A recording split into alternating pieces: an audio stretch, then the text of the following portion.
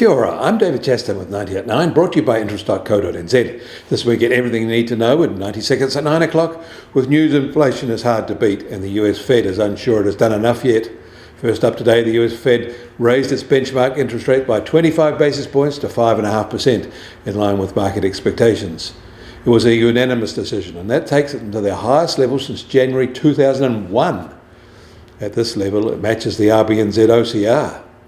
Because it was expected, there was little reaction in financial markets in the announcements, with equity, bond and currency markets deciding the increase was already priced in. Perhaps the bond market is showing some caution, however, after the press conference. Even though markets don't expect it, the Fed did leave the door open for more increases because they seem unsure they've done enough yet to quash inflation. Across the Pacific, Singapore's industrial production rose in June from May, reversing a soft patch earlier in the year. It was a bigger gain than anticipated and trimmed a year-on-year retreat to a smaller level than expected. In June in the EU, bank lending to households rose 1.7% from a year ago, and that's the lowest growth rate since May 2016. On the other hand, lending to companies grew by just 3%, and it still marked its slowest rate of growth in 7 years.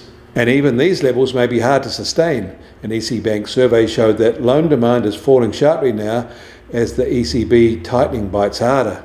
Some shifts in the survey seem quite large, but in the past, such big shifts, either way, don't end up in actual lending. However, it's still a worrying signal there. In Australia, CPI inflation rose 6% in the June quarter from the same period a year ago, but it is slowing. It only rose at the rate of 3.2% annualised from the March quarter to the June quarter. Part of the pressure holding inflation up is electricity prices. In the background, wholesale electricity prices there increased 31% in June over the March quarter.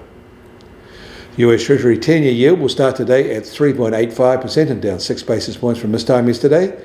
And the price of gold will start today at $1,968 an ounce. That's up $6 from yesterday.